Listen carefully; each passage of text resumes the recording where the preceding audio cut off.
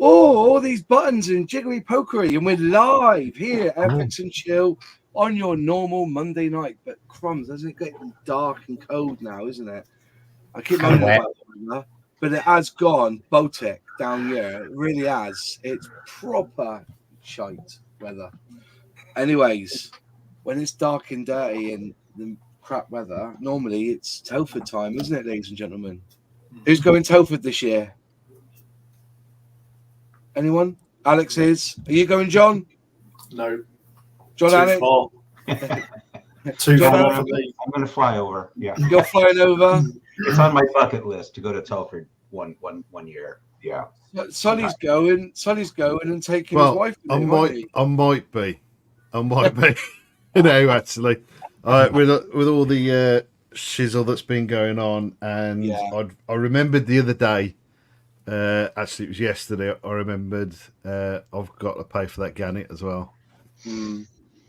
So I don't know.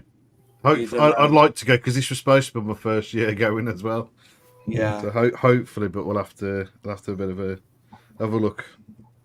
I am going on the Sunday for roughly 3 to 4 hours. I'll be leaving here at 6 in the morning, getting there for about 9:30, going in, quickly visit the people I want to see, which is on the Sunday, and then get back in the van at 2 o'clock to get back down here.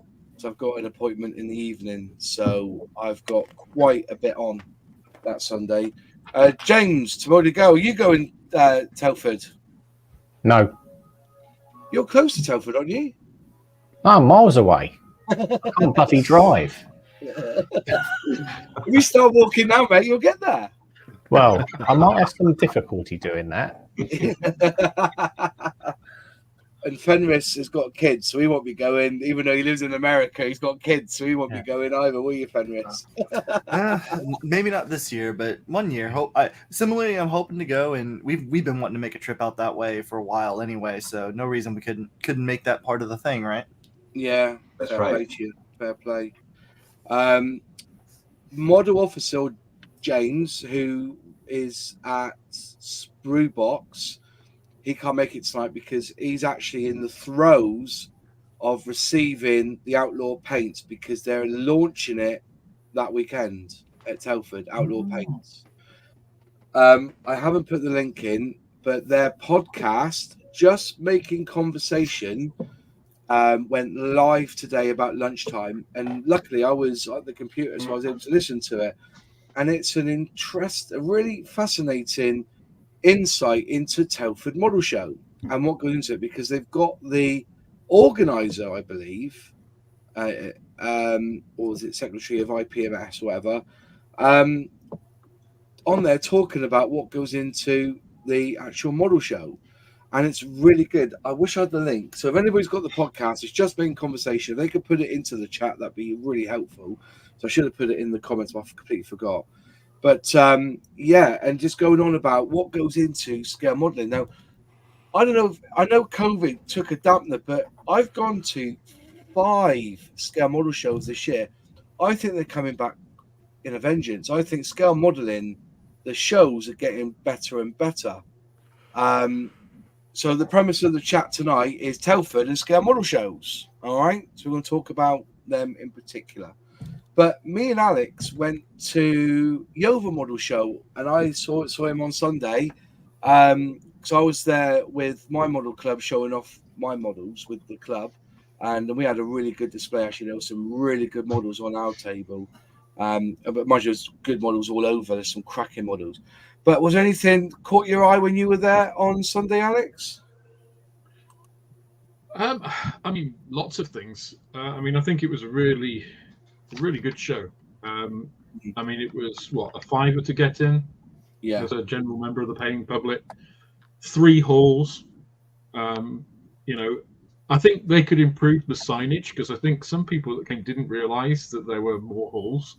So they came and just looked at 1 or 2 of them and didn't see. And I think that's something generally that small model shows could probably do with doing better, is thinking of it as maybe getting somebody just to walk in as though they were a member of the public and just seeing, can I be directed easily here?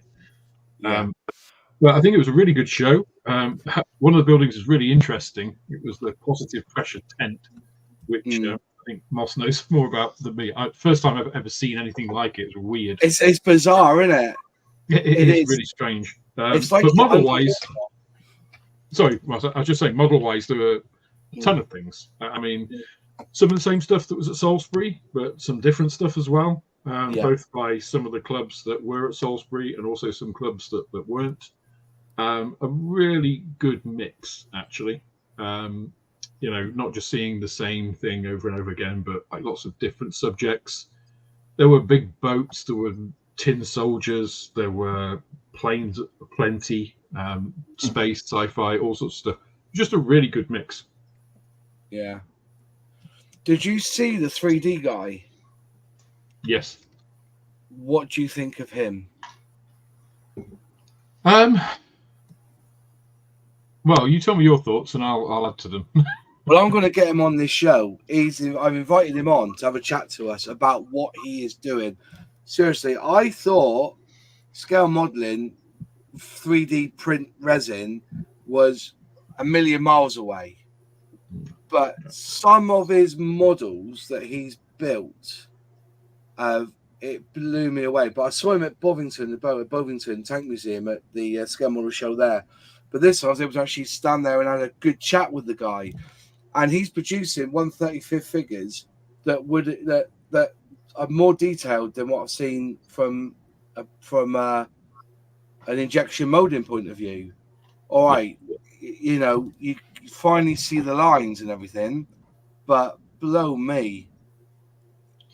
The modern resin printers, like I've got an 8K printer, right? It can do. I mean, you cannot see the lines, the print lines. The resolution on it is too high for you to be able to visually see the lines.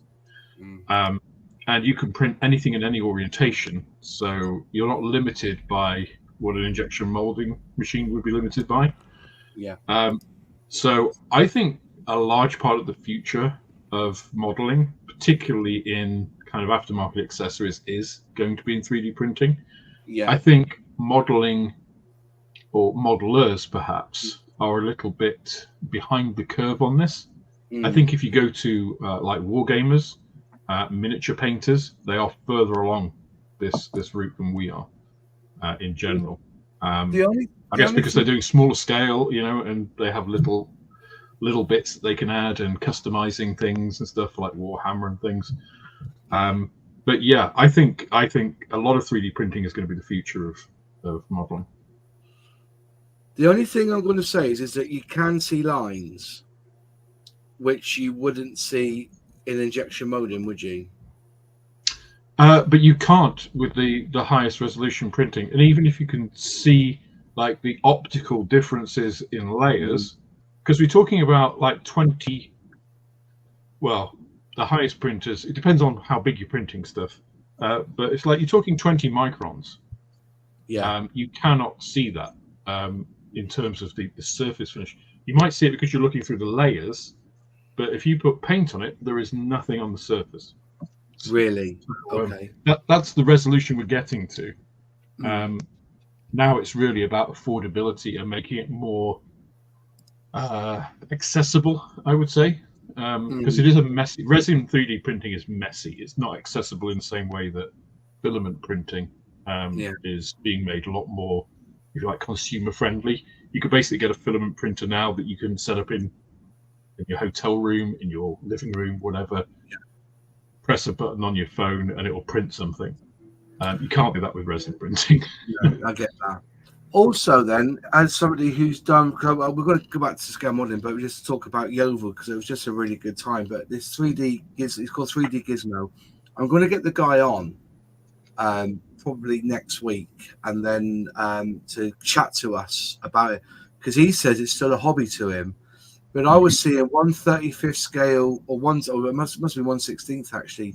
The lorries that he's done blew me away, you know. Yeah. And I'm thinking, if this is the future, if you've got the money to invest in high-end tech like this and willing, he said that it's the time it takes to do it. Like this one thing took 18 hours to 3D print, and you're not guaranteed a print every single time. Is that correct?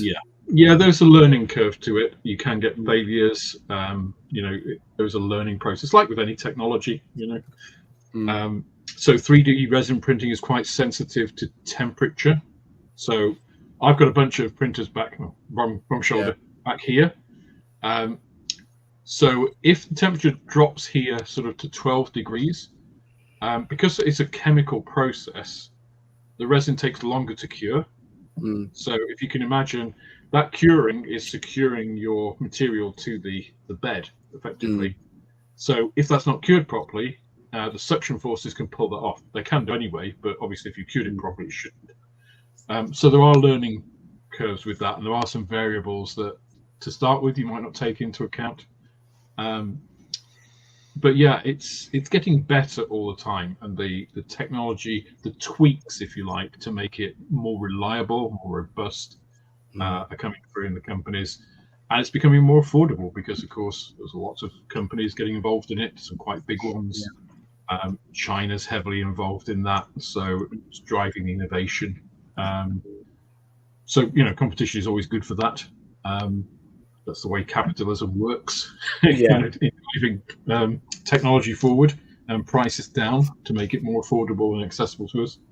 There are even things like water washable resins now, resins that are derived from plant materials, so it's not from sort of more like the chemical industry. If you're worried about the environmental impact, there are still some nasty bits of it. The resins, doesn't matter where they come from, aren't very nice in monomer form. Most resins aren't.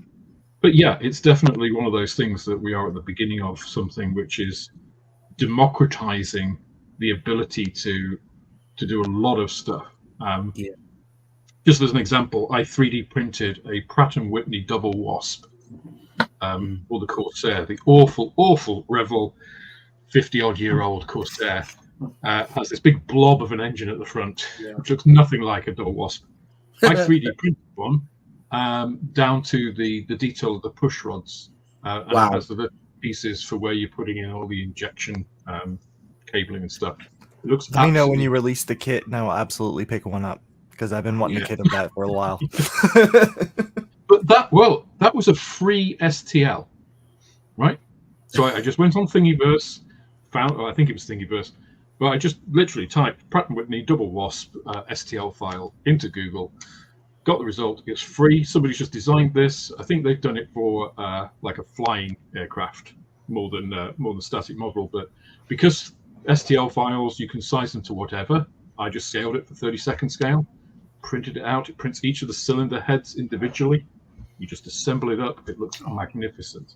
If you were to buy one of those, you'd easily be paying like £20, $25, $30, and it took maybe a pound's worth of resin. Wow. Do you know what? It just blew me away. And there was a lot of people around that area where he was, and he was selling little figures. I've done a video, not quite launched it yet. I'm going to launch either tomorrow of the actual Yeovil model show.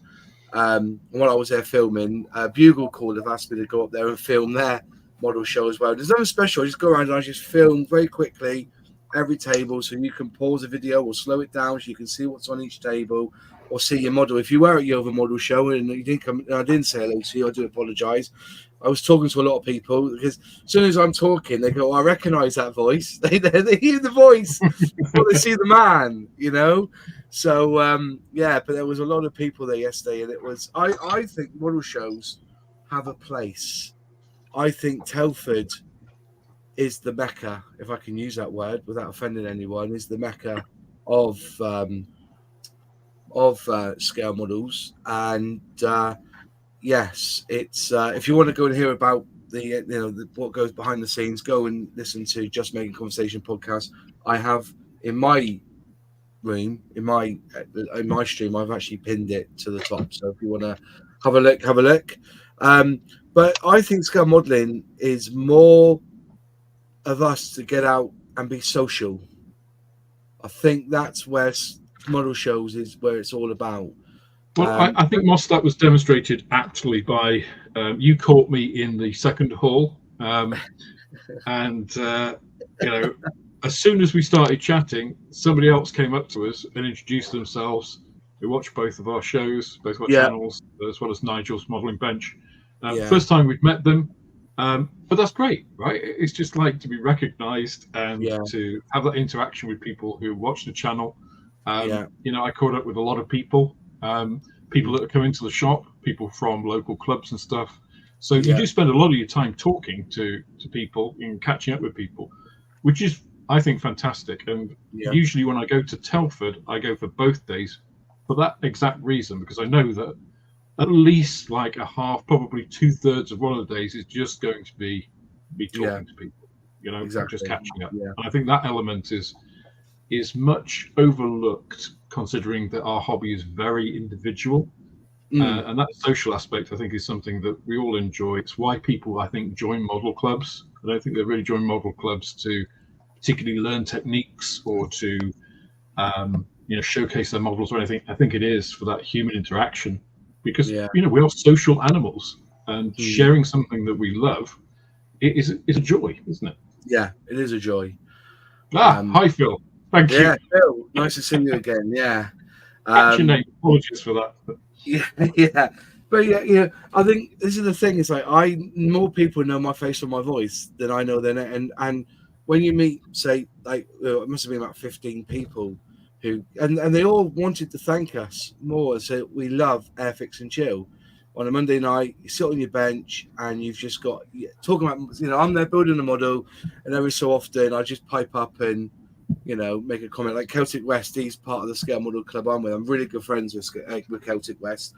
And, he says it's the best thing ever. He's got his gin and tonic, he's got his model in front of him, and he's got us in the background. And something piques his interest, he'll write a sarky comment in the chat, So, but there is definitely a place for scale model shows. And going back to Yeovil quite briefly, was that there's no competition there, by the way. There's no competition. It's just purely show off your models.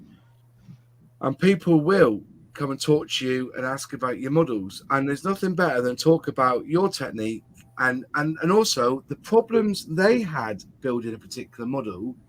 They'll ask you that question. Did you have a problem with this? And you'll go, yeah. You know what I mean? Or no. But, it's that social activity. Social is such a big thing, especially after COVID, where we were all locked in for so long and we just kind of stayed on our benches. But John Alec, you don't go to model shows because your nearest one is miles away, isn't it? Yeah. I think there's one that occurs each year in the sort of the greater DC area. I think Virginia, I think there's one in Richmond. And, that's a good 2 hours, two and a half hours from me. Would you go though? But don't you go? Would you still go though? Even though it's 2.5 hours away? Because your model shows aren't a day though, are they? They go on for like a week at a time, because a lot of people have to travel a long way to a model show, don't they? Yeah, so if I was going to travel to one, I would go to, the IPMS Nationals or something like that. I'd go to something like our equivalent of Telford or our closest equivalent to Telford. If I was going to go to a model show, I'm going to have to travel no matter what. So I might as well, book a flight to wherever it is, Atlanta or something like that. And, you stay in a hotel or something, but so I guess maybe that's why I just don't go. I'm the other reason is too is I'm so domesticated that it's like, oh well, do I want to go and do that? And the last thing would just be if more people from my club, my local hobby club, they're kind of the same way. It's really a bunch of old farts that just really kind of don't feel like going anywhere, right? and so it'd be neat, to go with people that I know and have a good time like that instead of a sort of a solo affair. Those are my thoughts. Fair enough. Dave, Hardy Scale Models. Hello, sir. How are we doing? You all right? Really well. Are you looking at going to Telford this year? I've actually dropped out this week.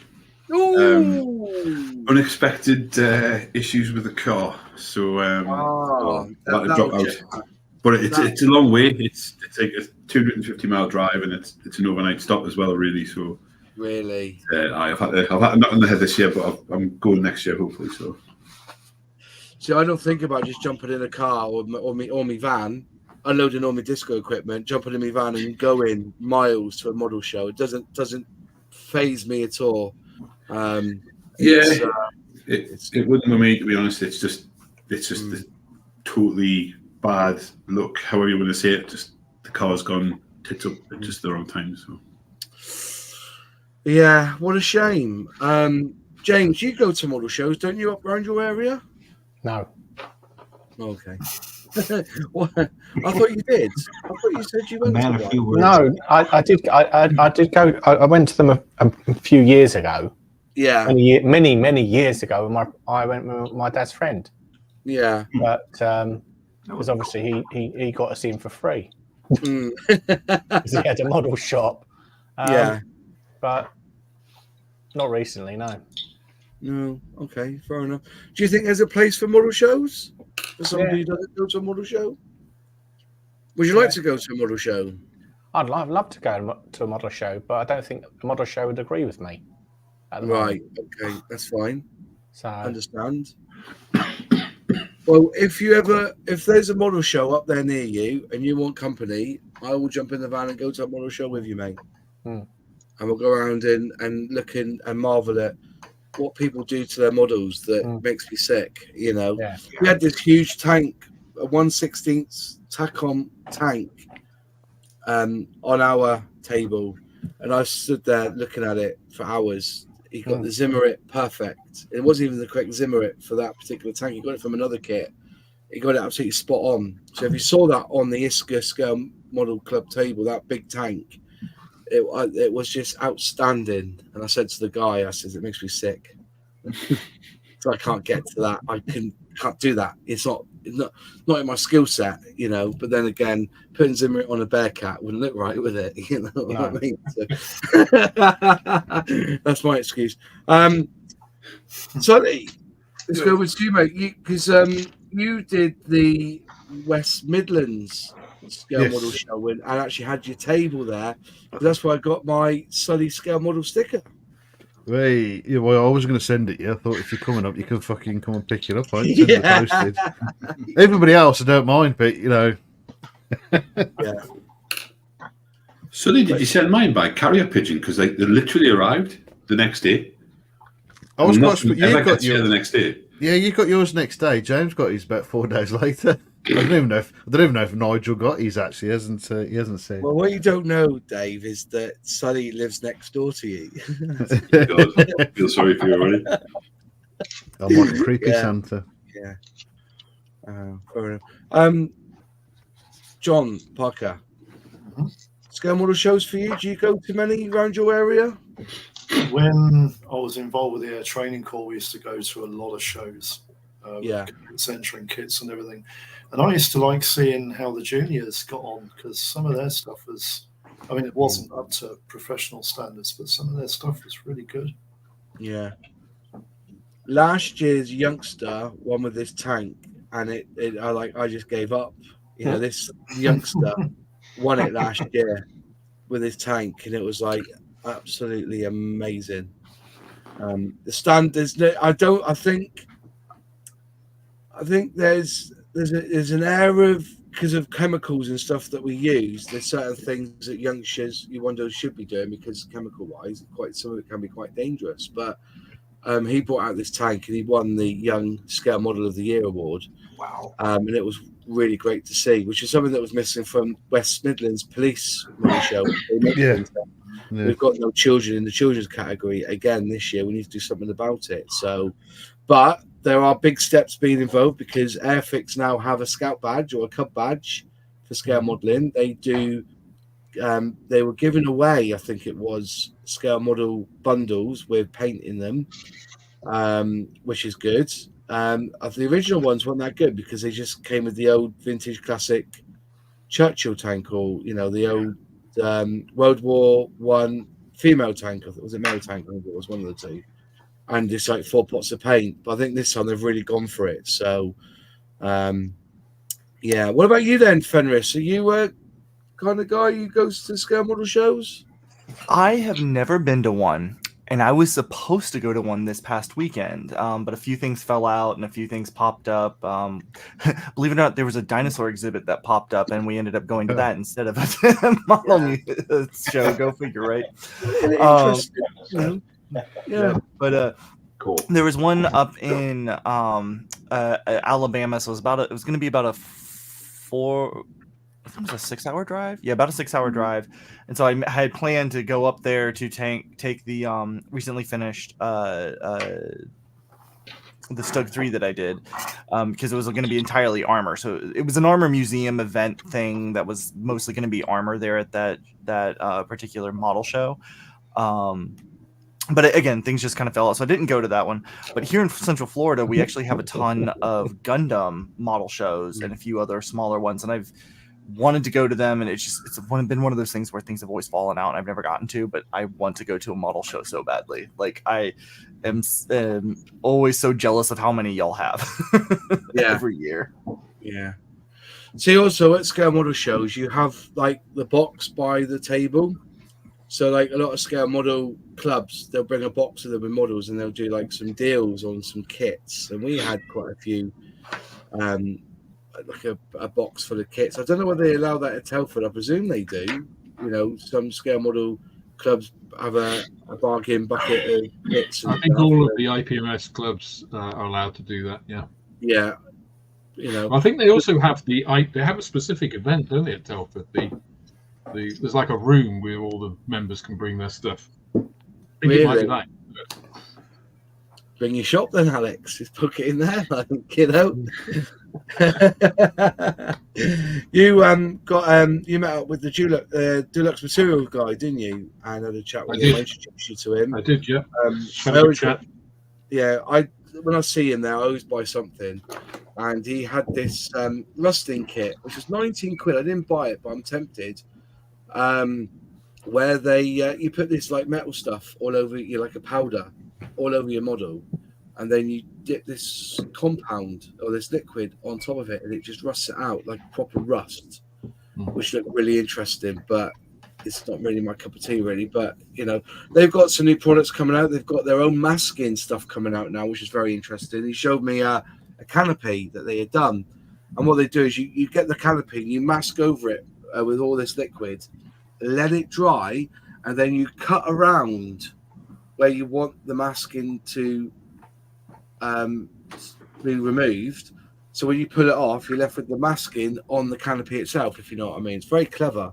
They didn't have it there on the day, but you showed me a canopy that had done, and you spray it, you paint it up, then remove that masking after. It's quite clever how they've come up with something that will do that.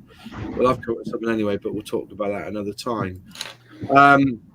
Right, Telford. Basically, it's 3 halls full of scale modeling, and they've got all the brands there as well. So this year, Airfix have got a stand. Revell have a stand now. They've come back. Eduard apparently are coming back this year, which is really interesting. So, with all the talk about their decals and everything, I just wonder, whether people will go up there and ask them what the deal is with their decals. Some people were pretty, quite happy with them. One of the chaps who come on to Airfix and Chill very irregularly, but he has been on before, is Modeling Weekly, and he's done a video on how he removes the carrier film off the decals for the Eduard kits, and he uses white spirit to remove them, and he's getting a pretty good result from doing that. So if you want to go and check out his video about the decals, apparently it does work, this idea of removing the film after. So they're going to be there this year. Went to show that restricted under table sales to protect taxes stand. Oh, I see. So when people are paying to have a table to sell their models. They don't want the under table sales to be present. I can see that. Yeah, interesting. I like shows at museums, like the Tank Museum. You get to see the full size kit as well as the scale models. That's true. Yeah. Bovington's brilliant. Does Cosford have a scale model show, Sully, or not? We used to. Okay.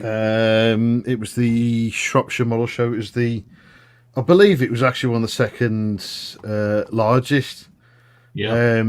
But what was it? There was COVID was one of the biggest issues with it. I think there might have been there potentially may have been something else before the reasoning, but I'm not 100% sure. But I think they are on about bringing it back. But because there's been a lot of move of stuff up there, they've sort of struggled to figure stuff out. But I don't know. I keep nagging them about it, so hopefully.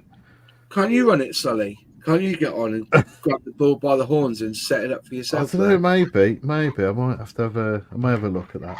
Yeah. Be good to have it back because it was a good day actually. You have a weathering sig, Sully. Yeah. Yeah, the farmyard animal sig. Yeah. Bring your own bird's nest sig. Yeah, that's the one. I went to Telford last year, and because I hadn't been for 3 years, and I did feel that it wasn't the same pre-COVID. There was just something missing, but what I didn't realize, it's not really the COVID thing, it was the Brexit thing. Apparently there was a lot of misinformation about it, that people, about the idea, but there was an issue with them bringing kits into the country, having to pay VAT on it, then having to pay VAT to get them back out of the country. Alex, do you know more about that? Because I think it was you. I think in addition to that, though, Moss, it's not just the whole model bit, but if you think it's just not as easy to move into the UK as it is to move around Europe like it used to be. So, we can't, we are kind of reaping what we have sown. So, these are some of the fringe effects that are perhaps were foreseen but not listened to about some of that, and even if it's just a perception in the eyes of Europeans. Because if you remember, Telford has an awful lot of Eastern European modelers, like, Czech modelers and Polish modelers, really talented guys, Italian modelers who come over. And if it's more difficult and more expensive to get into the UK than it used to be, well, there are plenty of modelling shows elsewhere in Europe that are, maybe not as big as Telford, but it's that value proposition, isn't it? It's like, well, it's that much more of a hassle. Is it really worth much more going? I was shocked to hear this week that Beacon Models have pulled out having a table or stand at Telford. He put out, I think it was either an email or there was a blog post or something, and it was real sad to hear it, really, that the modelling is not in the he said that the brand isn't in the place to actually spend the time, the effort, the money to get there. But I've always said that you have to be really careful nowadays on milking the dealers to make a show financially viable. Now, I've said it before, I'm a magician, and years ago we would go to a convention to learn about magic, but also to go to see the dealers. And dealers used to pay a lot of money so you could go and see the latest trick, the latest magic trick, the new designer cards, etc.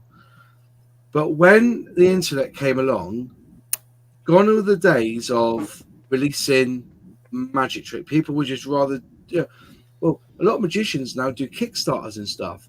They put their magic out there, No, there's none of this going to Blackpool Magic Convention to see the latest Wayne Dobson trick. It's all done online. So there's the actual purpose of going to the convention isn't really about buying kits, because you can buy the kits online whenever you want. You see what I mean? So when it comes to tricks, we could go and buy these magic tricks online. We'll see a video on YouTube. Oh, I'm going to buy that and go and buy it. Gone are those days now with having to go to a convention. And I think that they've, if you want to go to a scale model convention to buy models, albeit, but I think a lot of us go to see other scale models on display, talk about techniques, talking to other scale modelers about our nerdy hobby. And I think the dealers are now stepping back thinking, is it really worth our time going to a convention? Also, you've got theft. Theft is rife at conventions. Pickpockets, you mean? Yeah, deep pockets. The same with the magic conventions. We're all pickpocketers, aren't we? So to pick up a deck of cards was quite simple. Off it, they've got cameras there and everything, and it's and also it's the cost of the hotel rooms, because you can't just go up there by yourself. You've got to have 2 or 3 other people there to mind and take the money from the stall. Yeah. You've got to get all the models up there, all the bits and pieces up there. It's not an easy task, and with slim margins, I suppose, on some of these model sets, and also you're competing with the same guy in the room. You know what I mean? It's I think they've got to be careful. I know they're saying that I think a table is about £210 for the weekend, but it may be time for even the IPMS members to cough up a little bit to go to these. I think what you say there, Moss, is really interesting. I'm sorry if other people wanted to jump in. I just wanted to make a couple of points. So if you think, if you can basically multiply by 4 any cost associated with a trader, and say that's the minimum they have to make to break even. So if you say a table for Telford is £100 a day, that means over the weekend they got to move through at least £800 of product to be able to just break even on that one thing.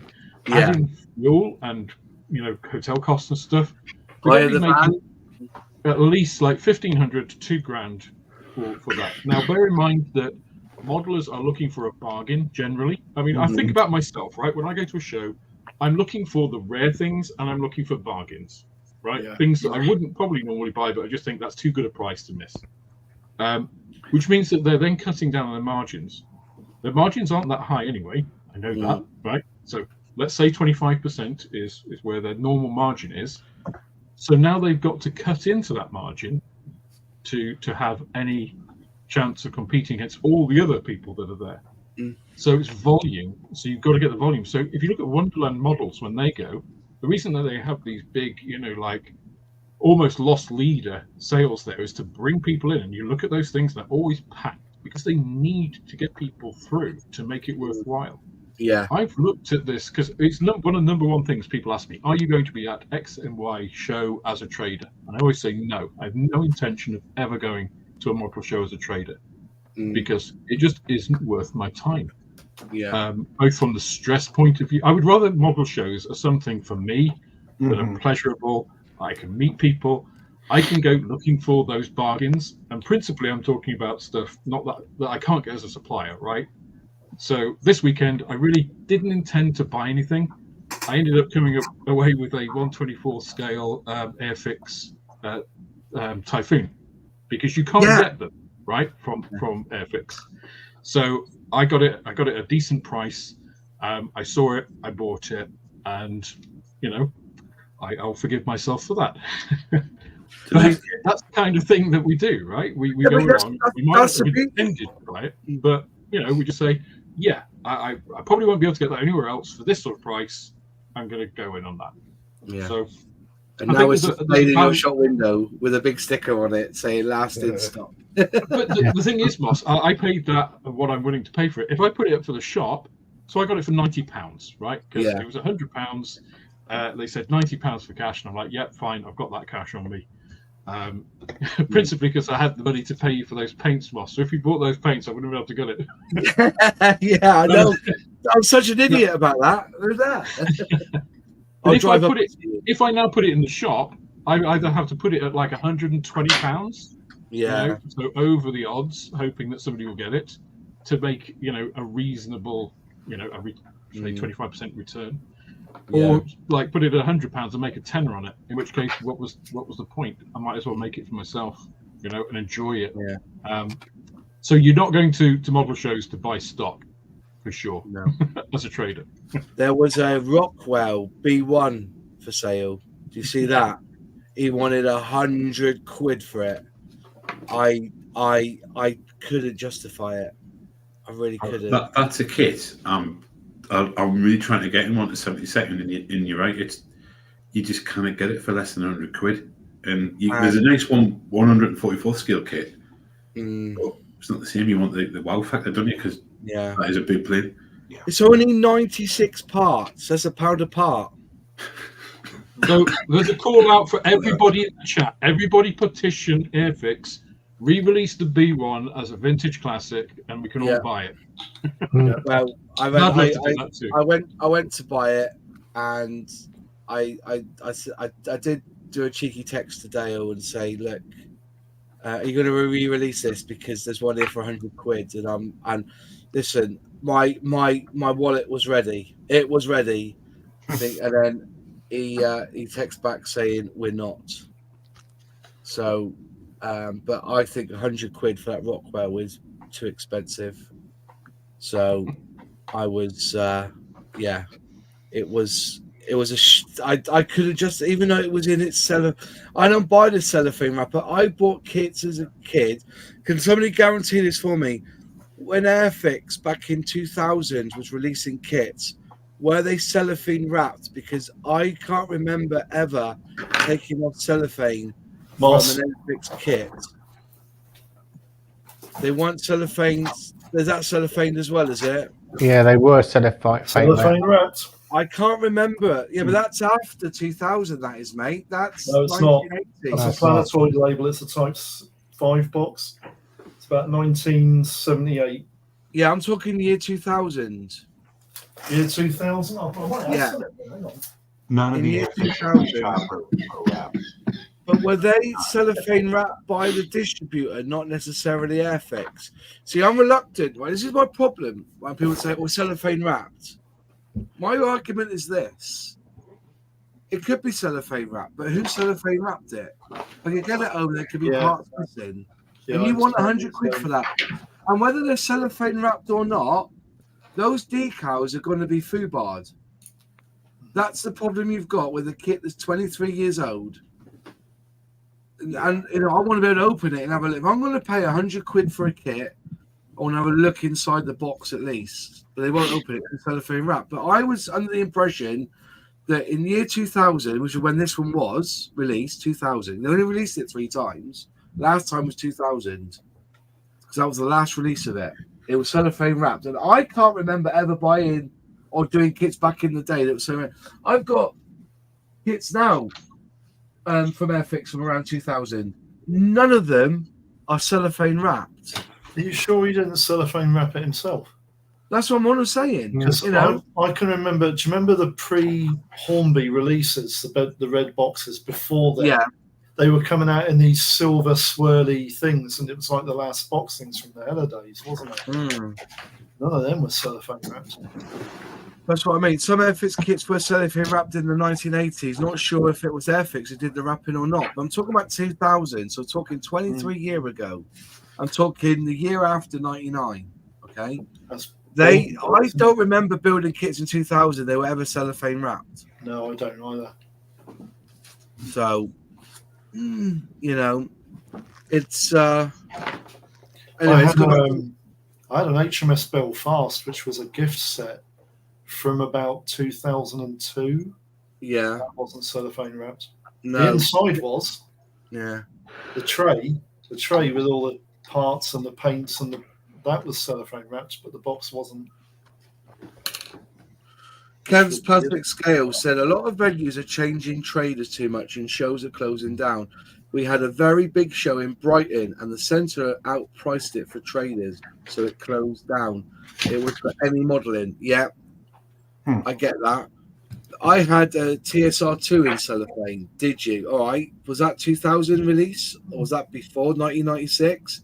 Just asking the question because I don't remember being cellophane wrapped, but Scale Model Ninja saying yes, they were. Was that the bloke that had the vintage kits for cash? If it was, he had that up for 4p. No, he didn't. He had it up for 100 quid. If it was for 4p, mate, I would have bought two. Yeah. Auctions tonight? Yes or no? Probably not. But apparently, somebody wants my T-shirt, so maybe auctioning my T-shirt. Yeah, I've got a 124 scale Typhoon starting at 120 quid. Yeah. Yeah. Yeah. You'll build that and you'll love that Typhoon. If you build it, you will love it. When did they last release that Typhoon anyway, Alex? When was the last release of the Typhoon? Wasn't that long ago, was it? Oh, I'd have to discontinued it 12 months ago. 4 years ago. 4 years ago, I think it was. 4 years ago, was it? Yeah. Have you got the car door version or the bubble top? Somebody just Bubble bought top. that. Bubble top. Yeah. Yeah, I've got the Revell car door version, which is horrible. Awful. Which I've scratch built the entire interior for. So it's going to be interesting seeing the comparison between the two kits. I mean, it'll be like chalk and cheese, I'm sure. Yeah. Kevin M, still want your T-shirt, Moz. Fancy auctioning it, he's saying. You should see the ones I've got coming. I've got some really good ones coming, right? This one here, I had designed because I remember having a T-shirt saying Austin 316. You remember the old wrestling, Steve Austin? Yeah, so I thought I could do better. I had Airfix 148, and my mate did it for me. So I could probably ask him if he'll do another one. We'll see. Anyway, just going down through the chat. When Moz started Not This Week auctions, the aim was to have a camera in time for Telford, but Telford won. I have got the iPhone 15 now. I used the money to buy that, so I'll have to start again. So he's lost the motivation to do the auctions. To be fair, lads, I have had a good sort out of kits. But you do realise there's a lot of aggravation with doing the auctions because some people don't pay. Then I've got to get the money from them. Then I've got to get them sent away. So, give us a couple of weeks. We'll get it together and I'll do another big auction, all right? And then we'll take it from there. Yeah. Definitely. And that one T-shirt auction. How much can I sell this T-shirt for? I could probably get another 10 made, but would that be right? It's going to be like one of those strange eBay shoe auctions, Moss, where it's like they can't be washed. It has to have the scent of moss. Oh no! We're getting into the fetish websites there by the sounds of it. On eBay to get round kink, they use the word trash trainers. There's a kink where people like smelling shoes, and to get around the algorithm of being kicked off, they call them trash trainers or trash knickers or trash t-shirt or trash bra. Yeah, I'm not lying. I've been doing eBay a very long time. The viewers will disappear now. They're going we do trashed Airfix models. They come with crap decals. Kevin M said, I'll give you 20 if washed. I'll give you a brand new one for 20 quid, mate. I'll give you a brand new one for 20 quid. He started already, 50p. 50p. I've got two of these. I think the other one's double XL. So if you double XL is the one you want, got 22 quid now. 22 quid on my T-shirt. Washed and ironed, though. Yeah. How do you know all this, Moz? Because I sell on eBay. One of my businesses is eBay, and we regularly get updates from eBay on what they search for. And one of them was the word trash. They stopped using the word trash in their titles. And I didn't even know it myself. Another one, if you want to know something which is for money laundering, do not believe that Beanie Babies and Beanie Bears are worth thousands and thousands of pounds. No, they're not. Money laundering is used. So say you want to buy a particular some goods. So what you do, you say you wanted to buy, something illegal. What they would do is they'll say, right, I want you to buy this Beanie Bear off eBay for £3,000. They'll go and buy that bear for £3,000. And that means the money is gone through the system. So it comes out the other end clean, but the person doesn't actually get the Beanie Bear. He'll get this illicit, illegal goods. That's one of the techniques of eBay. Once you get into eBay, you learn a lot of scams, everything, the brick in the box. Yep.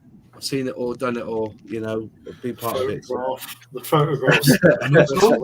What do those people do when somebody shows up and like buys the bear for that much, thinking it's actually an investment and like has no idea what they're doing? One-star feedback. Didn't receive the bear. Very disappointing.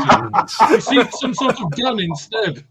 That's what they do. Yeah, they sell Beanie Bears. That's one of the tactics. Yeah, back in the day. Received a wrapped white thing of white powder. Yeah. Oh, that caught me off guard. That was funny. Yeah, very disappointing. Beanie Bear was full of chalk. On the t-shirt. How do you know that at Mod 651? I know, mate. Look, when you get involved in groups, we are sellers, and there are Facebook groups and forums, and there's email lists. We get told. If you want to know about trash trainers, also just go and listen to there's a podcast about eBay selling, and they talk in depth about this sort of stuff. So it's all good. Well, at the moment, the bid's at 22 quid. For that t-shirt. I'll see what I can do. Email me after, guys. If there's a particular t-shirt you want, I'll see what I can do. But I can't do anything legit. But then again, this is actually not Airfix, the model company. Yeah. This is Airfix, the company that makes the Airfix air conditioner units. The Airfix company, Airfix, they make air conditioners. It's called Airfix. Oh, it's not the logo. Yeah, it's not the logo. Okay, they'll fix your air for you. Airfix. They'll fix your air conditioning for you. There's 1 in 48 chance they can do it. There you go. Only 1 in 48 of our customers have fire hazards afterwards. Moz is Breaking Bad. Yeah, Breaking Bad. If you want this t-shirt, you've got to buy a Beanie Bear. And you've got to buy a large bottle of talcum powder. Yeah. Customer review. It sounds funny, but it's strangely addictive. Yeah, no, it's eBay is a wonderful platform. It's just that eBay is slowly ruining their own platform. That's the problem. If you want to go and buy model kits, here's a tip for you. Go to Vinted. Firstly, you can sell your model kits. If you want to sell your model kit for £10, you'll get it for £10.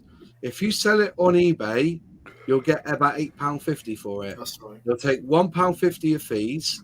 Yeah. So the postage, you see the high prices of postage on eBay. So £3.99 is the average. But to actually send that model tracked is £3.29. The reason it's £3.99 is because eBay take 10 or 11% of that fee back in. So and the VAT on top of that as well. They charge VAT on all their fees now. So to sell on eBay, you've got to sell it for a lot of money to get return. But on Vinted, if I want to sell a model kit for a tenner, I'll get the £10 because the buyer of the model kit pays the premium at 3%. So if you buy it for £10, you're paying about 30 pence for it. So it'll be £10.30. That £10 goes to the seller. But then you, as the buyer, pay the postage, and you can get an inbox, or is it in post, for £2.29. So you can imagine you can buy a model kit for £10, push 30p. So for an extra, but for an eBay guy to sell, that'd be 16 quid. Yeah. You see what I mean? That's because of the fees. And eBay use promoted listings. You got to pay your 2% or your 10% on the promoted listing. Honestly, it's a nightmare. Listing fees. Yeah. Your listing fees, your shop fee. So as somebody who's been doing eBay for years, and I do all right out of eBay, you know, I'm not starving, but I used to make a lot of money on eBay, but I don't make as much as I ever did back then. But the heyday's gone. 5 years ago, eBay's gone, and nobody wants to do eBay. If they want it new, they go Amazon. If they want it next day, they go Amazon. Yeah. If they want a cheap deal, they'll look on Facebook Marketplace, and they'll look on Vinted, Poshmark, you know, and that's the way the cookie crumbles. So yeah, I'd never heard of Vinted till Moss told me about it a couple of weeks ago, and I went on. And the very first time I went on, I bought a kit. Yeah. Just to test it, I bought like a Mary Rose starter kit. I think it cost me £3. Yeah. And I had it delivered to every delivery centre. Yeah. Because that was basically nothing. And I got it within 2 days. It was an amazing experience. It's not always 2 days. Yeah. It's up to the buyer has 3 days. The seller has 3 days to send it off to you. And the company's up to 5 days between their network. You know, the lifeboat I bought took nearly a week to get to me, but I got it really cheap as well. I didn't get it. Well, I could have listed it on eBay for eBay pricing, but you know, it's you can even make offers if somebody's selling something and you think, oh, that's a bit rich, but you know, I'd pay £5 less or £10 less. You can send them an offer. Yeah, just like on eBay. You know, I was going to say both it's a really Vinted good and platform. Poshmark. I've done the same thing where the first time I visited both of those sites, I found a kit and got it. In fact, the a couple of my kits that I got for, you know, almost $30 to $70 less than what they usually are, I got off of either Poshmark or Vinted. So yeah, Vinted is massive, and it also takes responsibility from the seller. See, with me, because they give me the money, eBay take what they want out of it. I'm left with a portion of money to go and buy the postage label through eBay, you know, and then I've got to then ship it. And if it doesn't get there or something happens to that item, it's my responsibility then to go to Royal Mail and say, "Where's me effing parcel? I've sent it. Where is it?" And then end up claiming and getting back a pack of stamps. The sellers buy it because the buyer's buying the postage. As soon as it gets scanned into Yodel or wherever it needs to be, the responsibility is off my shoulders. I've done my bit. If it gets there and there's something damaged inside, obviously, if it goes missing, Vinted and Yodel take responsibility because it's been scanned into that station. So it's a win-win. And you know, the only trouble is that you can't do it as a business. So that's why if Vinted opens up as a business, we would be shifting all of our stock over to Vinted very next day. But at the moment, you can only get 200 listings. I've got 10,000. Have you ever had to use the eBay Global Postal service? Love it. Love it. Love it. Love it. Love it. Love it. Have you ever tried to send anything to Australia? Yeah, love it. Absolutely love it, because as soon as it hits GSP in Lichfield, all responsibility's gone. It gets there broken. I get my money. I don't lose any money. They pay out to the customer. They remove all negative feedback. They organize. The thing is that got me is that they charge incredible amounts and use tax to the buyer of these items. See, I sell a lot of vintage stuff. That's what I'm into. I'm an antiques dealer. So, and the VAT's already been paid, right, on this sort of stuff. Now, when I went to ship something to John Alec to America and to Fenris, I have been told from the horse's mouth, FedEx, and wherever I use, or United States Postal Service via Royal Mail or whoever they use around here, Connect, I think it's called, I can ship up to $500 tax. So when the recipient gets it, they pay no tax. They get a $500 allowance.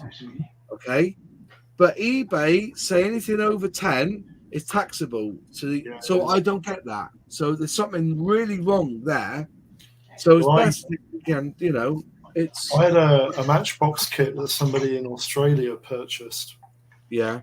And eBay's global service wanted £54 to deliver it. Yeah. It's wrong. It's wrong. Just saw that. I know we're going off track a bit about Scam Model Show, but somebody's saying that Facebook Marketplace is a scam. No, Facebook Marketplace, I've not come across really bad scams. I've had the odd misappropriation and stuff, and I've, you know, my issue is the adverts. They say like, buy this monster kit or whatever, 34 quid. Then you look for that kit elsewhere and it's like £400. Yeah. So but they're advertising that. eBay, Facebook are taking that advert, the money, and so they're taking that money. I think if I get scammed by one of their adverts, I should have the right to sue Facebook for loss of vote because they've taken that money for that advert. Right. Oh dear. Anyway, going back to trade shows, we got on a tangent. I say I love going to trade shows to meet other people and to see other modelers, see other techniques. I also like to buy tools. Tools are my main thing this year. I've got a big case there of tools I've never used. But if I don't buy, I go to a model show. There's not going to buy a model. I'll end up coming home with either some brush magic, some paint, some tools. What else do I buy when I go to model shows, which I can't get? Like it's just my local model shop is all sorts. Not humble though. But then again, guess what? I bought at this model show this week from Sprue Model Centre at the show. Poly cement from Airfix, the precision poly, the glue sniffer stuff. Love that stuff. It's good. It's good stuff. That on the collector's stand, Moss.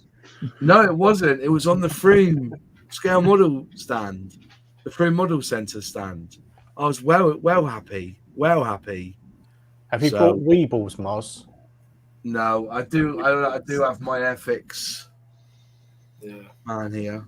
Made by Airfix plastic. Look at that. I got me. What was it called again? It's Flower Man. Is it Home Pride? Home Pride. That's it. Home Pride. Yeah. Home He had a Pride. name. One disadvantage. Sorry, John. Sorry, he had a name on the adverts, didn't he? I can't remember what his name was. Yeah. Was it Max? I don't know. But I tell you what, though, this definitely an Airfix plastic because look at the fucking seam line on that, man. Looks like his rear end. Look at that for a seam line all the way down. Look at that seam. Look at that seam. You get your Fred. He's called Fred. Yeah, he still is Airfix plastic. Look at that seam from the 1960s. Fred. Well, you're talking about Vinted before. If you type Airfix into Vinted, you get an awful lot of Weebles come up. So just bear that in mind. They were everyone, marketed, but they were made under license by Airfix. Oh. The wibbly and wobblers. also, another one that was Airfix was the little teapot. The Bluebird teapot was made by Airfix plastic, apparently. Yeah. Do you remember the aircraft carrier landing set that Airfix used to do? Yeah. With the And Phantom. they did an Airfix scale electric, didn't they? Got that. I've got an Airfix scale electrics. I had that carrier landing set, and it took forever to set up. Yeah. And it was a nightmare to try and land the damn thing. And then the control stick always broke. So yeah. Hungry Hippos. Other than that, it was great. Flight deck, that's right. Thank you, Hobby Time. Yeah. Do you remember the bath time fun with the submarine? Now we're going down those adverts again, John. We're going back down those adverts again. Airfix made some right tat in the 60s and 70s toys. Right tat. Yeah. Old Airfix. So I collect Airfix stuff, memorabilia. I've got lots of their games. I've got Airfix's Mad Marbles up there. Yep. Airfix Mad Marbles. I've even got one of their well, as I say, if there's an Airfix and I see it, I buy it. I'm terrible. If I see something, Moz, you need to get some Weebles. Remember the big massive Lego bricks that Airfix brought out? Yeah, they were called something else though. They weren't Duplo, though, were they? No, they weren't. They were oh god, what were they called? Something like Air Brick or something. I do wonder how Airfix got away with that because they call their weekly show, don't they, or their monthly show Flight Deck, don't they? One of it's named after the game. Might be. That's one thing you should get Dale to re-release. What flight deck? Flight deck is a vintage classic. I doubt they've even got the tooling for it anymore. And their digital car. That was terrible. Yeah. What did I? There you go. Because Airfix used to do pre-made models, didn't they? Yeah, they they used to do a robot, didn't they? Yeah. Look at this one here. I've got This one somewhere. Those. Airfix OO scale. Yeah. What is that? 144th or something? No, it's not. It's OO scale 176. Yeah. But it was all pre-made. Yeah. And all you had to do was paint them. They did a landing craft as well, didn't they? In grey plastic. But in grey plastic, yeah. Build And they did. What was the American tank they did? It's like a Patton. Yeah, Patton. Yeah. An M60 or an M48 was a Patton tank. Had a little machine gun turret that moved on the top of the turret. Yeah. And the Antar tank transporter and trailer, I had one of those. Yeah. I was asked this question today, actually, so I thought I'd get it out. When Airfix used to do kits that were already pre-painted. Remember these? 1/100 scale. Yeah. Yeah, well, this one was... Yeah, they're not all 1/100. One's like 120, one's, but you get everything in there. So it's all pre... And they, actually, to be fair, they did a pretty good job at painting them. I'm just got a big screen in a minute. They do a... There you go. They actually were, but they were painted on the sprue. Look at that. Look at the mottling effect on that. But they were pre-painted, and the canopy was all done for you as well. Oh wow! They had these back in the day. I've got one here somewhere, like a stealth bomber or something lying around. I had a Phantom, an F4 EJ Phantom, and all you had to do with that was put the pitot tube on the nose. Yeah. That's all you had to do. I have the stealth bomber here somewhere. I don't know what I've done with it. It must be around somewhere. But yeah, they used to make them like that. So they were that was like, that's just laziness, that is, isn't it? And but the worst thing is, they even came with this fucking glue, man. Yeah. We're like cursed for that glue. We're like cursed for that glue, man. It's the perfect starter set, but it's got the crap glue. Anyways, so yeah, those could actually be quite good as well, just for practicing weathering. Yeah, you don't have to worry about painting a load of stuff. If you just want to practice some weathering techniques, get one of those pre-painted. Oh, they're perfect for Sully, right? Because Sully would love that. Weather into perfection. Yeah. I used to build everything crashed. Yeah. Every single kit he had, it was dioramed as a crash landing. Brilliant kit modeler, though. You have to wonder why there's so much of this Airfix glue. Where's it all gone? And where does it all come from? This glue. I wonder if they make it out of a former Airfix employees. On that bombshell. But no, as I said, going back to scale model shows, is there any that you go to regular? Anyone that you would recommend going to?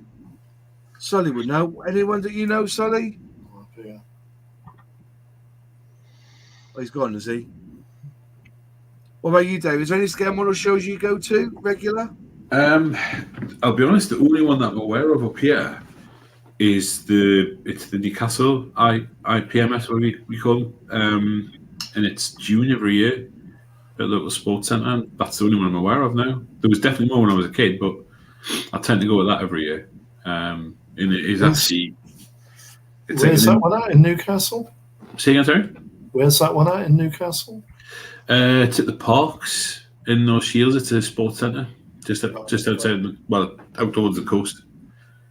So, but it's a decent show, like. A lot of traders there. And like there was quite a big sort of competition area as well, so it's not bad. And it's cheap as anything to get. I think it's sort of £5 to get in or something. So. Yeah, I might try it next year. Yeah, it's in June. It tends to be in June every year. So it has to be June, July for Newcastle. Though it's the only time the temperature gets warm enough to go out, right? I spent 7 years in the northeast, so I did my time. Yeah, my wife's from the south. She's still adapting. No. The Scale Model Challenge in the Netherlands is a great show. Was there this year? I think there's more this year than there was previous because North Devon have a show now. Cornwall have a show. I think Plymouth have a show. Thornbury is my favourite round chair proper. I like Thornbury. You went to that one, didn't you, Alex? That's when we met. Did we meet in Thornbury? No, that was Nigel I met in Thornbury. Thornbury's a really good model show. Bovington, whatever you want to say it, that's a good one. The Scotland one, is it in Edinburgh? They reckon that's a wicked one to go to. Yeah, James Willard. You should try Scotland in February. Sorry, I thought you meant a Scale Model show. The Whitney show is a nice, friendly show last weekend of September. See, what we need to do is actually have an announcement every week on where the next model show is going to be. And let's see if we could all I want to get to as many as I can, if you know what I mean. Because I'm free most Sundays. And just go, yeah. Yeah, me and myself and the gaffer like Thornbury show too. It's a really good show, Thornbury. Other side of Bristol. Really worth the effort to get to that one. I think in terms of recommending shows, though, Mossy, it depends why you're going to the show. Yeah. So, I mean, I guess the three main reasons are that, one is to meet up with people. Two is to, find that obscure kit that you've been looking for or tools, to buy stuff. And then I guess the third one is competition. Yeah. There'd be no point to going to the Yeovil show if you like competitions because they don't run one, Yeah, but they're not a lot of them. I think Poole Scale Model Show does a competition. Does Thornbury do a scale model competition? I don't think they do they? Yeah, but you're I think the risking being called a competition's freeloader gearing then. up again, but I think it's taken a while since COVID. Yeah, but then you want to do them here in this country because they don't pick up the models, do they? They've got to leave them on the deck. But yeah, I just think maybe we should just say the scale models this week. Just actually support them so they keep going. I think scale model shows need scale modelers to go more than they need the traders to go in some respects. Well, I think it's a bit of a mixture, I guess. The traders need the scale modelers to go, but the scale modelers have to go to get the traders in, and try and get that balance. Crazy Locker says, "What, me having to drive 100 miles to Orlando for a model show? Did you bump your head?" Well, I drive 150 miles to get to Telford, and West Midlands was a long old trek for me as well. Is it 150 miles to Bristol to Telford? I take umbrage at Crazy saying that 100 miles is like making it out to be this long distance. Like, yeah, that wouldn't even get me past Leeds. Yeah, that's like a little over an hour and a half going down I-4. Come on. Right. How far's Newcastle from Keswick then, Dave? Keswick, Yeah, probably about 80 miles. So if I go to Keswick to see the family, I could pop across to that one in Newcastle then, couldn't I? I'm just trying to plan my year now. Yeah. Yeah, you just get near 69 and straight over. Yeah. Unfortunately, you won't see the famous tree now because somebody's cut it down, but there you go. Oh, yeah. That's a shame, that. Mm. Yeah. I've never seen people in the Northeast so angry. I really haven't. It was, yeah. That's why you should see the pitchforks that are happening from the crooked pub that got burnt down. Oh, God. I saw that, yeah. Crumbs. Yeah. But they're all backwards around there anyway. I'm going to a show at the Army Flying Museum on the 26th of November. Is that at Middle Wallet? That's Bugle Call, isn't it? 26th of November. The Army Flying Museum. I can't remember. The Army Flying Museum's in Middle Wallet, though, isn't it? Yeah. In Hampshire. The Army Flying Museum. I just had my the way my brain works is just remembered. Oh, Sandown Park. Sandown Park. I have been to that in Kempton Park. Yeah. Many years ago. Yeah, that's in Stockport, isn't it? What's that? The Aircraft Enthusiast Fair and Model Show 2023. So yeah, so I won't be going to that one because I'm going Bugle Call this year. Keswick's 100 miles from Newcastle. Yeah, I could do that. I could go up to Newcastle, go to Morshaw, and then cut across and stay with the family for the night and do that. Have we thought of doing a show as a trader, Alex? You've already answered that question, haven't you? Yeah, I just answered it in the chat as well. No. The day he does that is the day he doesn't have a hole in his ass. Apparently, that's how set he is on not becoming a trader. Well, I mean, if it absolutely went ballistic and I had money coming out my ears to burn, then yeah, sure. But otherwise, no. Yeah. Hugh Gordon say it's a 448.7 miles for me to Telford, a bit of a trek. Wow. So where does he live to? He's up near Inverness. I was going to say that's going to be North Scotland. Scotland. Yeah, it's Is it really? Yeah. That's a really short plane flight, though. Yeah. I'm going to basically say that I would. I've driven to Aberdeen. I'd go overnight. I leave at 6 at night, and I get to Aberdeen, Inverurie or Rothy Norman in about 10.5 hours, and that's with one stop and about 5 bottles of piss on my chair beside me. Like, you know, I just keep on going. I've never done in a single day was on holiday driving from this country, from overnight in Folkestone to the south of France, 1,000 miles. Wow, with done. Children. Oh, great! Was that in the days of Game Boy? No. The days of what? Game no, Boy. we had Road Dahl on CD. That's what entertained the kids. You didn't drive all that. Jamming now. Road Dahl and the CD in the car. Yeah. Hugh Gordon, I come from Inverurie, Moss. Brilliant. There, I've got a cousin who lives there, and I love her to bits. Yeah, she lives in Inverurie. I try to go up there as much as I can and visit her. I do. Sometimes I go straight there and then come back and stay time in Keswick, and then come back that way. But it's still 5 hours to Keswick. So you don't realise how big Scotland is. I mean, we went up to the northwest about 10 years ago on holiday, and it took 7.5 hours from Newcastle. Yeah, well, that's what I don't understand. If you actually look at Scotland, it is half the country, isn't it? You look at England. Really, with landmass, I think England have got the better end of the deal. To be honest, when it comes to landmass, like you get to Glasgow and you think, oh, you're in Scotland, but you've got another 5 to 6 hours of driving. Yeah. To get, or well, maybe 5 hours. So it takes me about 5 hours to get past Keswick. What's it called? Yeah, it's a big place. It's a big place. You get to Carlisle because you got that M6, haven't you? And then all of a sudden, the motorway stops, and you're on A roads, and then you got this one long A road that has about 20,000 speed cameras on, so you can't even go faster than 50. Is that the A9? Yeah, the A9. That's it. A9. Yeah, it's incredible. It's like a miniature bit of Blackpool.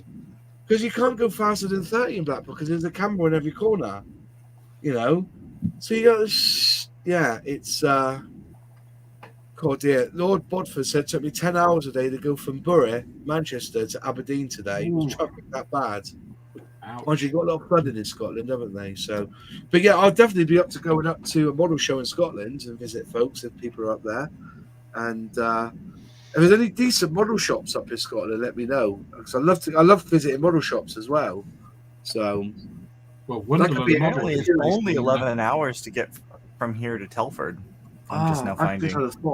I could do the Moz's road trip and just go all the way up, or stay on the M5, M6 way up, and just visit as many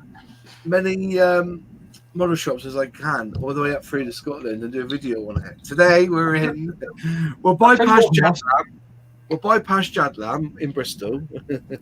I'll tell you what, Moss, what we should do is we should do like the Antiques road trip? We should do like the model road trip. You and I both go different routes, different model shops, see what bargains we can get. Yeah. I tell you, there is a really good one. There's a really good one in Northern Somerset. Yeah. Shop. Yeah, little shop. Yes. You could do that. We could come back and see who gets the Typhoon for 80 or 70 quid, like, you know what I mean? See who makes more selling it on Vinted. It's like a top tier challenge. Yeah. Yeah. No auctions this week. If you want to buy a kit, there's Vinted. Yeah, Wonderland in Lothian Road, I'll pop in there. Yeah, that'll be a bit of a there's a 2-hour detour to go junction 1 on the A90. Really? That's Ella, that is. Crumbs.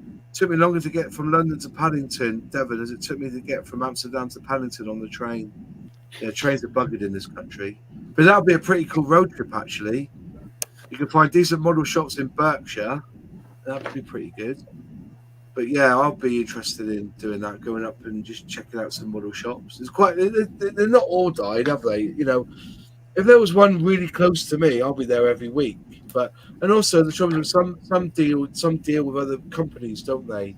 You know, it's like some have got the whole range of Tamiya lacquer paints in, and some have the whole range of, you know, Vallejo, and no one's got the whole range of Umbro. So, you know, it's. Anna, you do the quiet talking a lot, please. Right. It's all right. It's my wife, but it's fine. Did you not butter the toast the right way? I thought it was someone's Alexa for a moment. Yeah. All the guys. It was John's Alexa, wasn't it? Be them pop-ups Moz was telling you about before. There's a shop near Chester Street. Have you ever been to that one, Dave? North East Model Centre. I've passed it. I've never been in it. It is quite big. But I want to go because this sort of V-bomber diorama I want to do, and I'm starting to pull the bits together for the diorama, and they sell all that, whereas the local model shop I've got in Whitley Bay here where I live, it's a real old-fashioned traditional model shop. He's completely independent, tiny, but he's just got kits and paint and glues, really. They sell all the railway accessories and foliage and stuff like that. And they do RC as well. Yeah.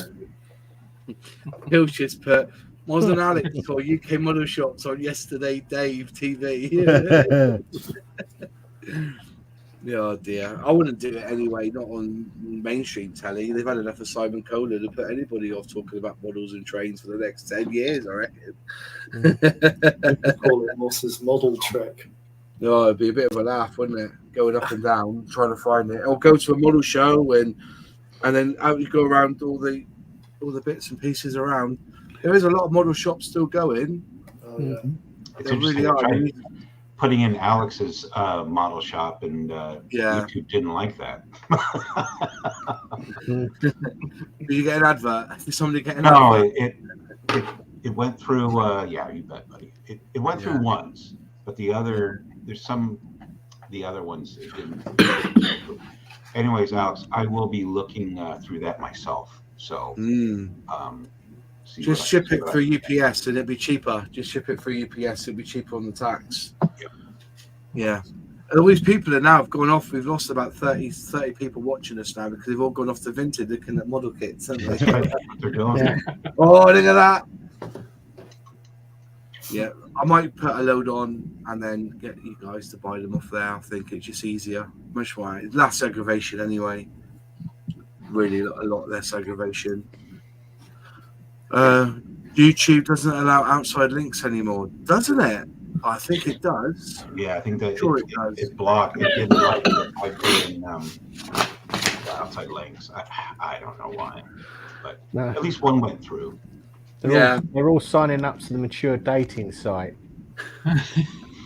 Which one do you use then, James? I don't. Magical Mostery Tour. Yeah. I love it. When I lived in Canada, I used to drive a semi truck. Is that like a Placid sort of truck? To Vancouver to LA, then up to Calgary and back to Vancouver. It works out 3,400 miles, and I did that once a week. Crumbs. Yeah. Bossog says the only place I can find decent kits locally is a mail order place in my town. it does happen. The internet has destroyed a lot of it, but you know, but I still think that model shops could do with, like farmers have to, is diversify. It's like I've always wanted to do a little cafe that does sandwiches, teas, coffees, and then there's a spray booth there, and you can spray up your models or have a chat with other scale modelers. But I don't think any of us ever been that successful. I don't think scale modeling has come back into the proper realms as it once was. You know, there's whatever you say, there's still that push for computer games. If you think about it, you know, the kids that play Minecraft are in the hundreds of millions, isn't there, of kids who play Minecraft. Now, if we had hundreds of millions doing scale models, the hobby would just be absolutely amazing, wouldn't it? Yeah. But I think most people come to it, Moss, in the same way that we did. It's just like they have a relative, either a parent or an uncle or an aunt or a friend who's into the hobby or into history or something, and they go and get interested in that, and they maybe go to a museum and they'll see something or get a kit, and then they have some sort of mentor. And I think there's, it's kind of incumbent on us to kind of try and foster that as much as possible, I guess. Yeah. And I think model shops do have a role in that, and I think you're right about diversification. Today I took a commission today, one of my first commissions. I'm going to be doing 3D printing as well. Talked to as well to a couple of people about doing courses, basic courses on airbrush. Again, just to bring people into the hobby, and help develop them, because they want to learn. They don't have a club to go to, and making model shops that kind of center of adding that value add that you don't get from the internet, right? Because you can watch a YouTube video, but having somebody there saying, okay, yeah, you're doing that, and I see why. But if you just do, X, Y, and Z, then it will be easier. Or what you're doing is you've got your pressure set too high, or whatever it is. A lot of YouTube channels don't show you the mistakes, though, do they? That's half the problem. Yeah. Well, yeah. No, that's quite true. Also, the other flip side of it, you wouldn't be able to do a cafe in a local town or a village. You need to go to a proper city. And basically become a church. You need to outreach to people about the pleasures and the benefits of scale modeling in your day-to-day lives. That's what you need to do, is to treat it like a religion. Create a place where scale modeling can learn about scale modeling, to embrace scale modeling, learn to, and and like I know religion's a shit word to say. Just bear on me this, because you get like the elders who there's people that can it will teach you how to heat up sprue and stretch it in a particular way to get it to the thickness that you want. There are people who've got that technique down to an art who'll be willing to share that on. There'll be those who use enamel paints. There'll be those who can airbrush. There'll be those who are technically savvy to, if you've got a problem with your airbrush, you would take it to them to fix it. That's the sort of thing you want in that sort of city sort of environment where you have a drop-in place where scale models can go. And that would be my vision. And I sorry I used the word religion. I know it can be quite offensive. Like but an apprenticeship. Right? You can see where I'm coming from. With these groups, that there will be elders there who have known all the techniques. There'll be those who will be able to fit, a bird's nest in a cockpit in a particular way that who to go to if you want to put a bird's nest in a cockpit. Who's that? I want to meet them. Yeah. That's it. The Airfix Alpha course. I'm just saying, but this is the idea of what Apple were trying to do, wasn't it? They were trying to do, the company Apple were trying to do these, they call them town centres or something, wasn't it? And then people would go along and there would be a cafe there, and you would sort out your problems with your iPhone, and you would talk to other developers, other coders. And that was the idea. And maybe that's what we need to open up for scale modelling in a big... I think you're absolutely right, Martin. I think bringing it back to the scale model shows, what an ideal place to do it. Telford, a 2-day show. Look at one thing that miniature painting war games gets much better, that does way better than scale models, and it's this area. look at Gen Con, look at Adepticon in the US. They are huge, and they have massive like tutorial sessions, like painting sessions, airbrushing, master classes from stuff. And they're over a longer period of time, but 2 or 3 days is easily enough to arrange some of that. And again, it's bringing people in. The really good model shows. There's another one as well, the game show in Birmingham, right? It's just for board games, all sorts of stuff. There are companies there that have. There was a company called Hawk War Games, right?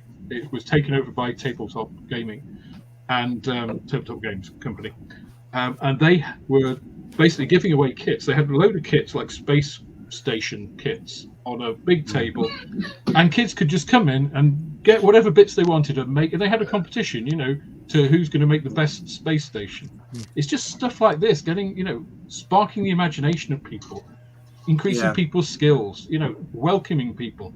And I don't think the modeling community has been very good at that, at fostering that in the way that the gaming and war games community have really been doing for a long time. I think on that flip side, though, it's very difficult setting up these things when children are involved, because there's so many more loopholes you've got to go so many more hoops to jump through to get that. Fair enough for the kids, but you could, for the adults, for an adult version, you could have a pub where they come around, have something to eat, have a drink, do a bit of modelling. I've thought about these things before. a MozCon. No, we'll call it MozCon. Because it will be a con. Yes, there will be a con.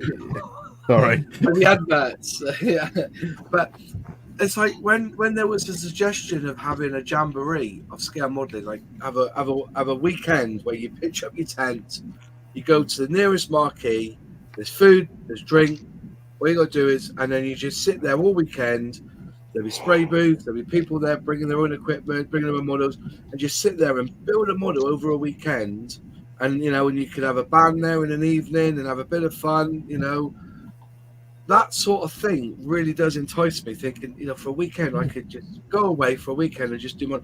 They do it for coders. They go away for a long weekend and they code up a game or something. Why can't we come up to somewhere where we can have a big field with a big marquee, and we all bring our own equipment, or we bring equipment we're willing to share? If you've got a spare Harder and Steenbeck Ultra, bring it along. You can use your Infinity, but let somebody use your compressor. You're not going to use it all the time, are you? Just sit there and and at the end of the weekend, Sunday in the afternoon, you get a certificate. You probably put it in for a little, see how far you've come, and they can judge you. And and so whoever comes up with it would probably make a few quid for themselves, organise it. Because I'm not going to say everything can't be done for free. Crumbs, charity shops, they pay £30,000 for somebody to run their charity shop. You know what I mean? So there are ways to make money from it.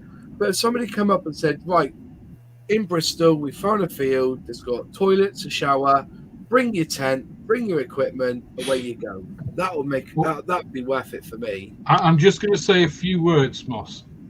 Mossman 2024. And then we can have a charity and we'll put Models for Heroes on it. So bring your flying hours, any kits you don't want to build, bring them along with you. But it's organising it, innit? Hey, we set up a charity. You don't have to pay the VAT. No. That's very true. But we need to find a place to do it. Maybe Historic Helicopters may have a spare barn or two. You could, or bring a Sea King with you. I'm just saying, I like that thought, but it's a lot. Maybe I don't know. Modsman, yeah. But Airfix car park. You got to bring a tent and your sleeping bag, and then just bring your own bird's nest. Bring your own bird's nest. Would you be up for that, James? Would you come down for that? I'd have to look at the transport situation. Yeah. So we'll have special guests. We'll get Plasmo to come over or something. We'll get, what's it called? Uncle Night Shift to come over and do a tank with us or something for a weekend. Martin Kovac. Yeah. I could sit. I'd like to spend some time watching him work, actually. Yeah. Don't get me wrong, his videos are amazing, but to see him actual step by actually being there while he does it. I think that would be quite impressive. He's the reason why I do my stuff the way I do. Yeah. Yeah. He's a talented guy, like. So we'll have to find a venue, and I don't want to. I know that somebody was thinking about it anyway, so I don't want to step on his toes. But yeah, maybe get Airfix down as well. They could bring the kits. You're going to buy your kit from Airfix, and then off. See, the thing about it, to organise it would be a lot of aggro. You got to get all the tables together, make sure people are bringing. Yeah, most you could get ordained, and that way you could do christenings and weddings. Yeah. Get married. Yeah, it's. I don't know. Let's chat about it. But we don't call it Mosbah. We could call it Airfix and Chill Week or something like that. I don't know. Weekend. I don't know.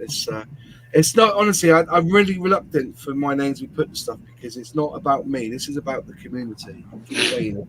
But the thing is, though, but to be fair, though, the thing is, everybody knows your name. That's bad, isn't it? Well, well, yeah, it is actually. But the thing is, though, but it will draw more people in because people have heard about it, no, recognise it. Yeah, they fucking will. No, I'm not that way. There are bigger channels out there. You could probably, but I want the focus not on us. It's about the community. That's what the idea is. I want all the focus on me. I never called this Muslim. I had a bit of a laugh when I said, "Oh, I fancy some." When my mate said, "Oh, I'm going to Netflix and chill tonight with the missus," and I laughed. And I said, "Well, I'm going back to the model bench. It'll be more like Airfix and Chill for me," and that's where I got the name from.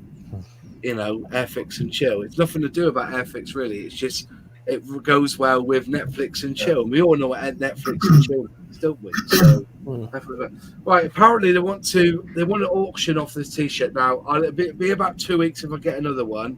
But if you want to bid on a T-shirt like this, right? Okay, I'll bids on. Right. So if you want to start bidding, I'll put the clock up for 5 minutes. We'll have a quick. Who wants this, not this T-shirt, I will get you one printed to your size. Okay, no returns. So if you tell me it's an extra large and you're too fat for it and you need an XXL, tough shit.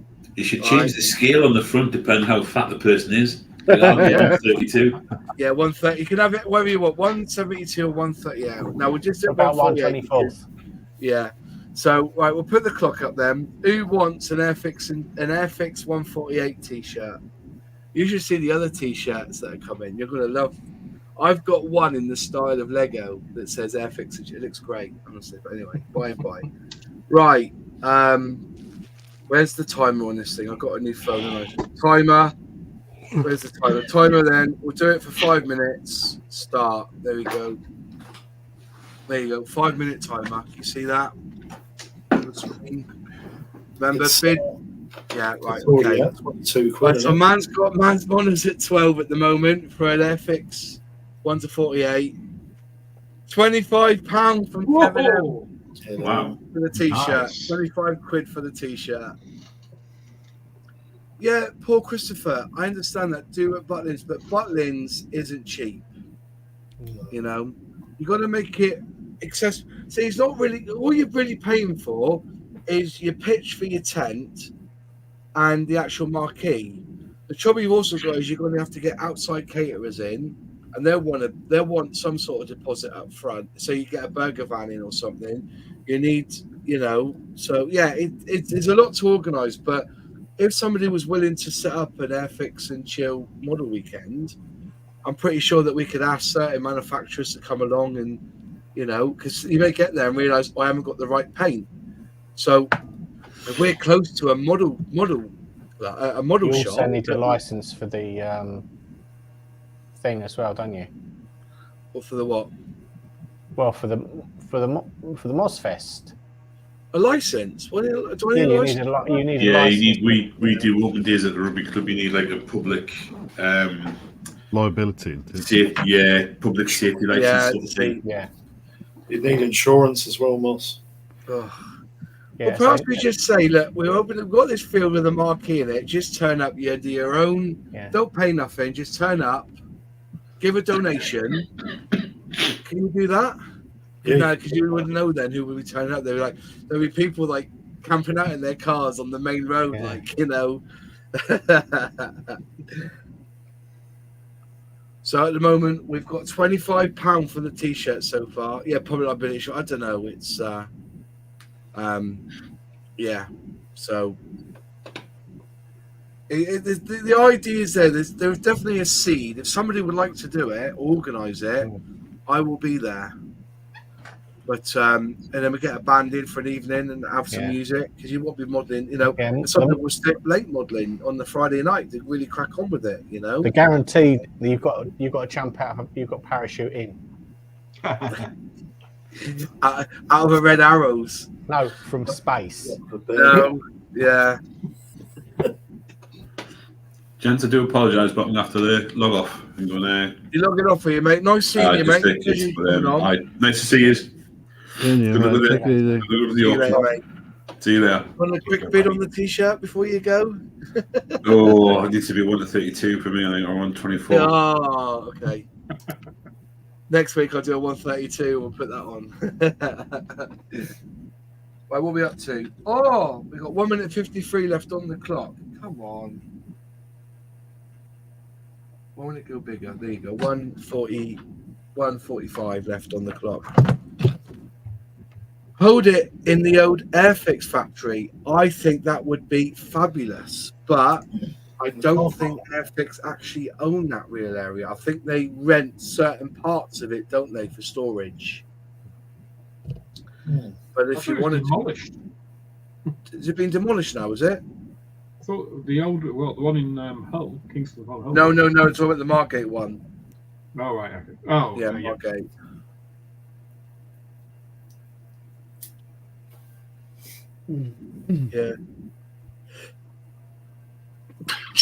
Yeah, an off-season hotel might be better. What, like a Tory conference in Brighton? Couldn't you get space in the local shopping centre? I don't know, mate. It's really difficult with these things. It's not as straightforward as people make out.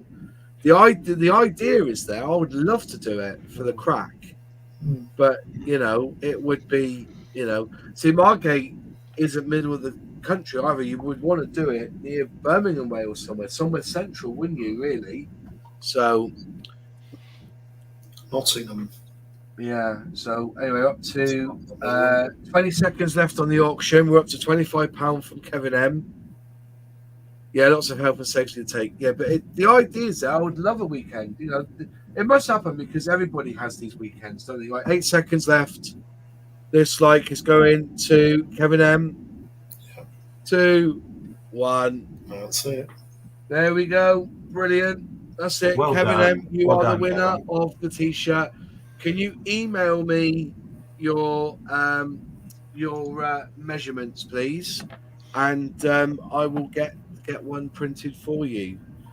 If you're XXL, you can have one now because I've got an XXL one upstairs. But if you want one a bit smaller, then let me know and I'll get one ordered. It'll be about 2 weeks, and there'll be £5 shipping on that as well. I should have said that. If you want to pay you'll shipping, be getting different adverts after he emails you his measurements, Moss. So well done, Kevin M, for winning the t-shirt. You wait till next week. I got some classics coming. I really have got some nice t-shirts coming. I got a friend who designs it for me just for a bit of fun, like, you know. But the one that made of Lego, it looks fabulous. It really does, and I can't wait to wear that for one. It's got Airfix and Chill in Lego, but it looks like the Lego symbol, so it looks pretty fun.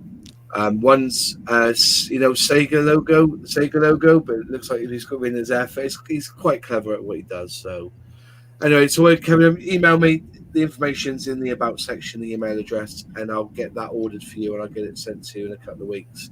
£25 plus. If you can afford the ship, it's a £5. If not, I'll bypass it and pay for it myself.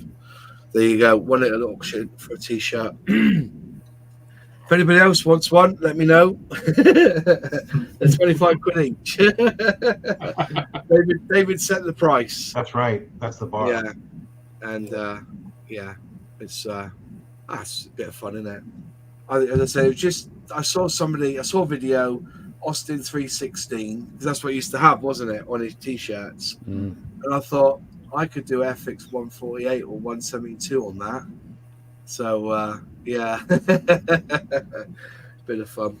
So anyway, looks like we all enjoy a model show. It's just a case of getting to them, and hopefully I'll be meeting some of you at Telford in 2 weeks. Jadlam is in Glastonbury. Yeah. Where is it? No, it's Street, isn't it? Is it Street? It's not quite in I think it's in Street. It's off. Oh, it is in Glastonbury, actually, isn't it? It's on the road between Street and Glastonbury, because I've gone past it many, many times. I've never been in. So maybe we could do it in the car park at Jadlam. That'd be interesting, wouldn't it? They can supply the goods. Well, it's difficult. It is. You know, you think about the organisation. I wonder how much it really costs in insurance to do something like Telford. You know. But then again, I know that what's he called? The Scale Model website does a weekend where he does spraying and stuff. What's he called again? The Scale Model page. There's a website, Scale Model or Scale Model Online or something, and he does went to UK Scale Modeler. Pardon? Is that the UK Scale Modeler? He does. Is it called Graham or somebody? Yeah, I think that's the UK Scale Modeler. Yeah, the thing is, when you're doing it as an individual business or something, then you can use the out of season hotel or something. Yeah, it's much easier. It's when you start to scale up from that, isn't it? Scale Modeling Now, it's called. Oh, is it? Yeah. Jeff Coughlin, he's called. I am subscribed to his website actually, because I've written an article or two for his website. But I do my own now on. If you've seen the video, I do my own articles now on Substack. But yeah, and there you go. He's got one. He does weekends away where people watch demonstrations of spray